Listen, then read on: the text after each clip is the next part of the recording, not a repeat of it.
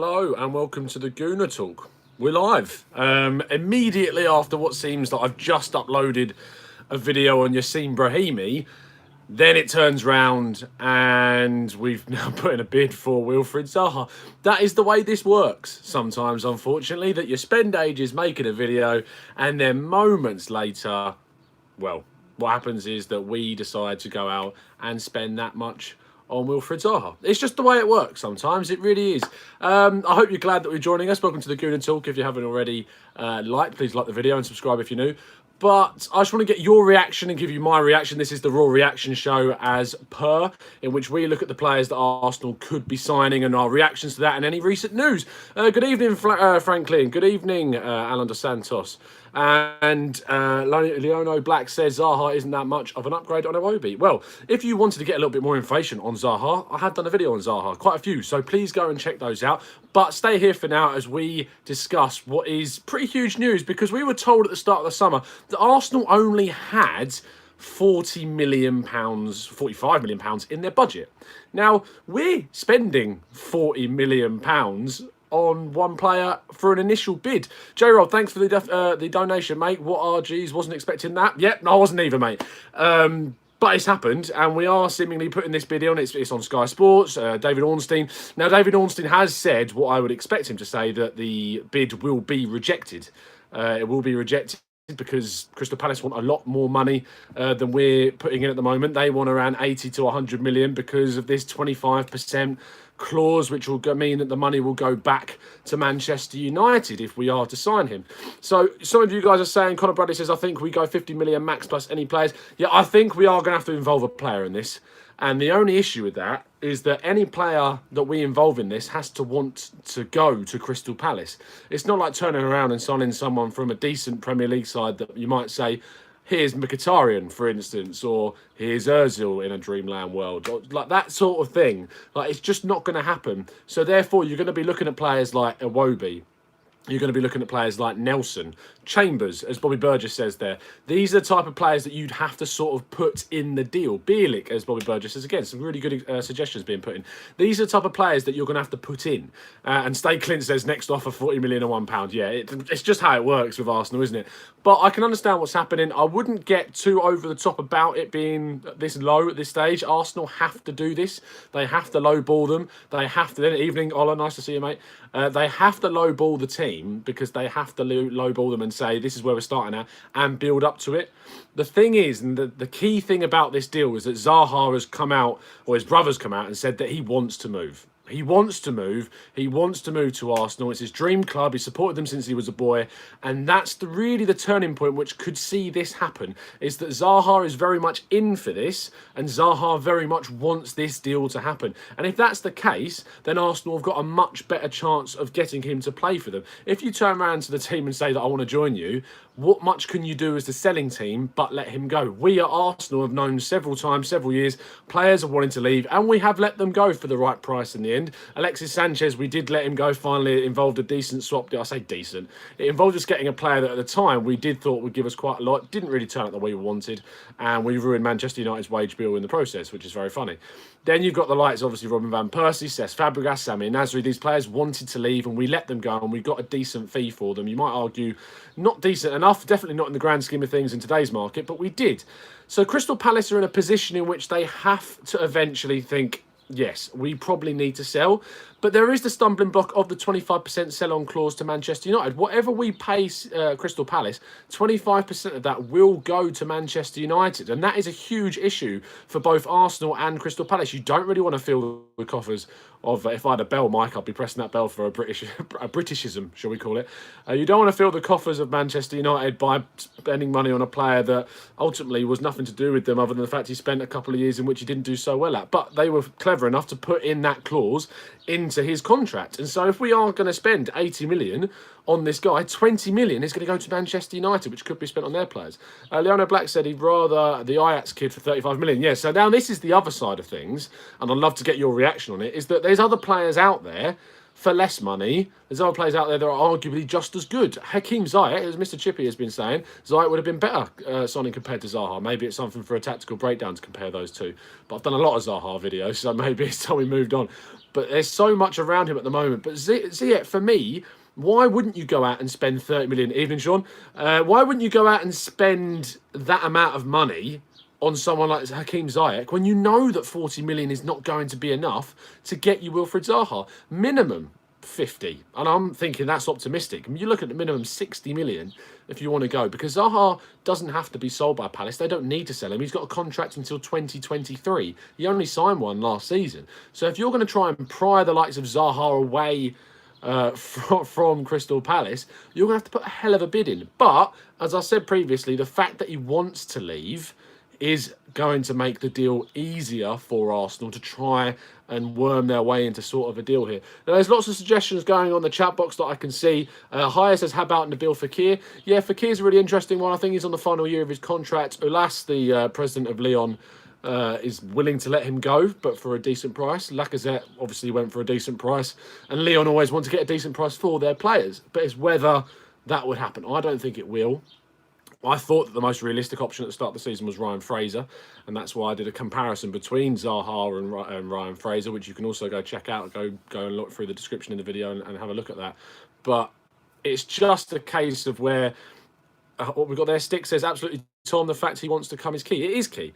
The fact that Zaha wants to sign for Arsenal is what's going to define this deal. And moving forwards over the next few days, it is funny, isn't it? We hit July 1st of the kit reveal, and now pandemonium has broken loose. We're linked with a free move for Yassin Brahimi, which I did the video on just now, which you can check out.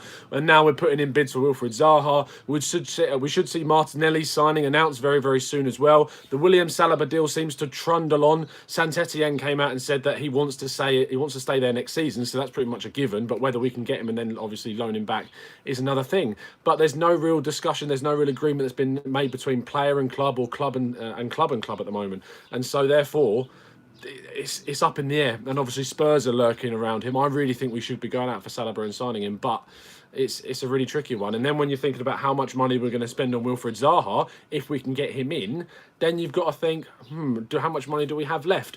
Tell me in the comments now, do you think that 45 million budget was a load of BS? Because I can't see any other way around it. I can't see how we're spending this amount of money as an initial bid, which is going to have to be increased for Crystal Palace to spend it, if we only had £45 million budget when we're signing Martinelli for 6 million, and we're signing Tierney for 20 odd million, we're signing Saliba for supposedly for 25 million. It doesn't make sense. We have to be able to sell some players everywhere.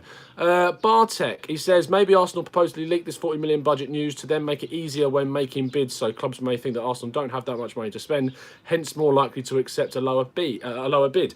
I get the theory behind it, mate. I really do. I just think that if you're going to announce or leak that you've got a 40 million budget, teams are going to use that to your disadvantage. You're never going to be able to second guess teams in that sense. If you're a team that knows, hi Wilson, if you're a team that knows that you've got to sign players, and you're the other team that knows that that Arsenal's coming to you to want to sign them, and you know that they haven't got much money to spend, of course you're going to use that to advantage, especially if you don't need to sell him. Like Crystal Palace don't need to sell Zaha.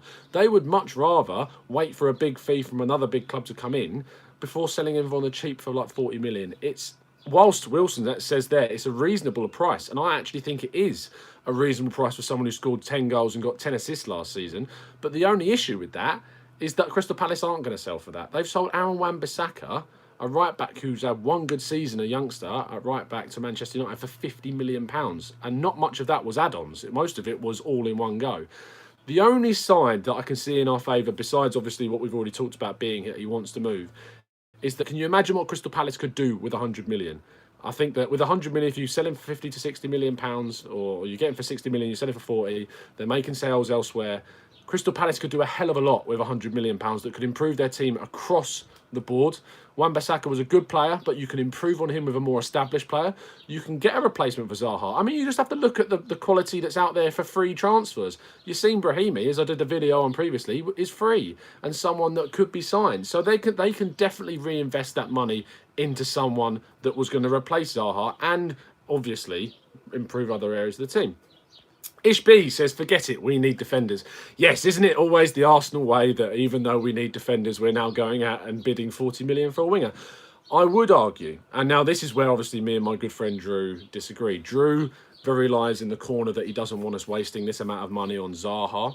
I am very much on the other side that I think Zaha is and has a lot of qualities that we need. I think he has a lot of qualities that Arsenal are desperate for. We need a dribbler. We need someone who can take the ball to the opposition. We need someone who's going to take players on. We do need creativity sticks. And has he got 10 assists last season? He's not devoid of any creativity whatsoever. He actually is very good with his passes into the box, as you can check out the video on him in one of the previous. I keep linking back. I'm plug crazy right now. But he's got a lot of qualities that we need at Arsenal. No one else can really dribble. The only time I saw us really dribble was when Aubameyang took the ball forwards against Crystal Palace and scored from it. I didn't really see many goals like that all season from Arsenal, and Zaha does that at a canter.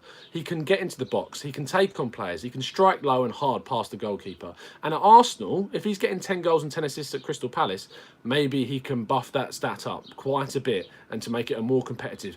This could be a really good signing for the team. It could be a really good signing for the player that really transforms his career. And I hope, and ultimately, he showed at Manchester United that move was way too early for him. And he came back to Palace, and what he could have done, like many players at that point, he could have faltered. He could have gone completely downhill. But he didn't. He's really stepped up his game and showed the world, or shown especially England, what he's worth. There's no reason why Borussia Dortmund a team wouldn't be interested of that sort of quality in him earlier in the summer. They signed players like Brandt later on, which I know isn't a very different player, but they signed players in those positions so they didn't need to go out and sign Wilfried Zaha because they covered their back with that, and that's fair enough. But we do need someone like Zaha, in my opinion. Brandon Jason Grosso says, Tom, are you confident Tierney will be announced this week? I'm never confident that Arsenal are going to announce anyone. I am confident that he will sign. I think he will be incoming. I'm very excited about the Kieran Tierney deal, but I'm not sure when it will be, but I'm confident that it will happen, yes. Let's have a few more comments from you guys. Leona Black says, we need a strong CDM, so our defence is always exposed. Mate, go check out Christian Bielik. He's a very strong centre defensive mid. Mahir says, hi Tom, do you reckon we are overhyping Zaha? I think there are better, cheaper and younger alternatives. Arguably, there is a lot of overhype, for sure, definitely. I think there is loads of overhype about this player, but that's down to the fact that he's the main thing is the price, of course. But I don't think we're overestimating him in terms of the actual qualities that he possesses that Arsenal need. I think he's a player that Arsenal definitely could do with, as I've already gone through, so I'm not going to go over it again. Zaha is absolutely not worth 40 million, said Alex Alexander. Spiky Sand says, Tom, why is there no news in the press about other teams' budgets? Because it's easy to do it about Arsenal. It's not. I don't think we leaked anything. I really don't. I don't think that was the case. I think that obviously the statistics and the records and the reports are out there. I mean, there was can't remember his name. Someone please help me in the chat. Is it Swiss Ramble? He put out an excellent breakdown of all the finances of Arsenal earlier today. Go check that out. It's very easy to see that Arsenal are struggling in the finances department. We're making loss upon loss, and it's only because of big player sales in recent seasons that we've got head above water. And so therefore, that is why we're seeing ourselves with a limited budget. So it's very easy then for Arsenal to come out, or the media to come out and say that Arsenal have only got this X amount to spend. If you think back to January when we had no money to spend on players and can only loan players, it's very easy to make up these stories. It really is. Please keep liking the video, people. I hope you're enjoying it. Owen Leonard says, Zaha would be a great player for us. He drives defenders and he pulls the team up the pitch with quality around him he can produce. Judging him on what he's done at Palace is not a true reflection. I think you can take bits from around it. I think you can get a good idea for the player at Crystal Palace, because it would be like saying, well, you couldn't really get a good idea of Torreira at Sampdoria because he was only at a mid-table Italian team. I think you can actually get a lot from these teams, even if they aren't up there with the higher echelons of football.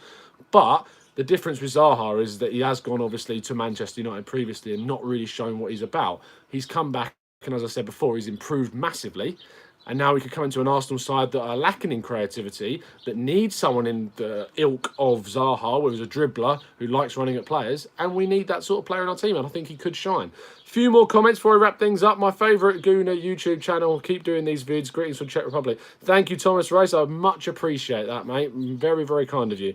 What do you think about Brahimi? Well, Alex Alexander, how about when you click off this video and you finish watching this one, click the one I did about an hour ago, and you can see what I think about Brahimi. Really good breakdown. We had Jose Miguel on, who's a really big Portuguese expert, and he gave his breakdown on the player and what he thinks about him. Could be another good free signing. I mean, I don't think that just because we're putting these bids in for Zaha that we wouldn't be fortuitous and opportunistic and not go out and sign someone like Zaha and Brahimi at the same time. Why not? What else we got? Snipe.genius says, bro, Zaha and Iwobi can do the same. I don't get the transfer. Yeah, when I did my video on Zaha, I actually did compare him to Iwobi. And whilst Zaha did come out on top in a lot of areas, it was still quite close between the two. Obviously, Iwobi got 6 goals, 9 assists last season, and Zaha got 10 goals, 10 assists last season. But this was, again, we have to think about it this way, it was for Crystal Palace. I think that in an Arsenal shirt, in a lot more possession, a lot more time on the ball, then maybe Zaha can show exactly what he's about and not have to rely on counter-attack and actually being a player that needs to drive. And when you're signing someone, because the easy and the lazy comparison to say is that Crystal Palace are a team that has to hit on the break. They're a team that has to be aware that they're not always going to be in the higher amounts of possession. And so therefore, when you come to a team like Arsenal, who are in possession for quite a lot of the game, it means that you're not going to be able to feed off counter-attacks. You're not going to be able to hit teams on the break. The thing with Zaha, in my opinion, is that he's got the ability on the ball to turn around and take players on and make stuff happen when we've been in possession for a long, long time. I think you can actually let him loose down the wing, cut inside, and make opportunities for himself and for others. So I'm not worried in that aspect. I might be proven completely wrong and look like a right idiot in the future, but I don't think he's that guy who's really shackled to being someone that needs to play on the counter-attack. Who gets dropped if Zaha comes in, Albert or Laka? Neither, mate. I play 4-3-3. I put Laka up top, Aubameyang right, and Zaha left. I think that is an absolutely feasible lineup. What else we got here? We got Lakpini Clarence. He says, hi, Tom. How about Everton Suarez of Gremio? He's stylistically similar to Zaha as a dribbler, and he's only 23. No links, and it's quite surprising. That might be smart. Yes, it is surprising we've had no links because obviously we've got Edu coming in, who's obviously at the moment with Brazil and will be coming in after Copa America. But with the guy, I don't know too much about it, if I'm honest. But to not be linked with someone that's getting so much hype about him when we've got this Brazilian sporting director coming in, it's a little bit surprising. Wilson says, Izzo or Dunk? Oh, really tough question. I'm leaning towards Izzo because I think we've needed an Italian bruiser for quite a while at the centre-back. But Dunk's got that Premier League experience. I know some people don't like that term, but he does, and you can't really say anything. Mr. Chicksby says, Zoboslai, any news? No, mate, no news on Zoboslai. I'm gutted that the links have gone absolutely quiet on that because I think he's a brilliant player that we should have gone for. Manu Clerk says, Manolas to Napoli. Your thoughts? I think that it makes sense. It makes sense for his move. They've just obviously signed, is it Diawara? From Roma to Napoli, so there's some deals going on there. Manolas needed the move. It's a shame that it wasn't outside of Italy because I think he could have prospered, but it's a decent deal. Where are we going here? What? There's some weird questions. Strick says 4-3-3 high press, but my concern is that the 3 in the middle. Yeah, the 3 in the middle is really interesting because I think you go with what, if you assume we don't sign anyone else, I think you go with Torreira, Xhaka and Guendouzi. I think that is the midfield 3 at the moment because you play Torreira in behind with Guendouzi providing sort of the energy and the movement, and then you get Xhaka left. But I think we should be still in the market to be bringing in a centre midfielder. I really do. Big up from Dublin. Love your work from Barrier. Thanks, Keith Barry. Much appreciate that, mate. Well, we've got Ankle Socks says Laka and Alba won't be starting as much next season. One will be dropped, and I think it will be Laka. Interesting, yeah. I think we will see more rotation. I think we saw last season that playing the 4-4-2 really sort of disconnects those two up top. If a team can cut them off from the service to midfield, then we lose it. And that's how that works. Anything else before we wrap up? Bartek says, now that Rafa has left, would Lascelles be more likely to be an option? Not sure. I think there's better options than Lascelles out there. But obviously, Premier League experience, and he's shown that he can do it at the top level. And where else? I think that's where we wrap up. So, if you could please like the video, if you've enjoyed it. I hope you've enjoyed me going through some of this, some of your questions as well, give you my thoughts on Zaha. then give it a like and subscribe if you're new. Also, please go check out the video I just did on Brahimi, because Yacine Brahimi is obviously someone that we've been linked to. Supposedly we're in advanced talks with the guy's contract and it's free. Do you think we should be signing him? And in the comment section, once this video is officially posted, let me know your thoughts on this Zaha deal. Do you want Arsenal to sign him? Do you think we should go all out for the player? Do you think we're spending way too much money when we should be focusing our money in other areas? I really hope you've enjoyed the show, people. We'll see you again very, very soon. And as always, up the Arsenal.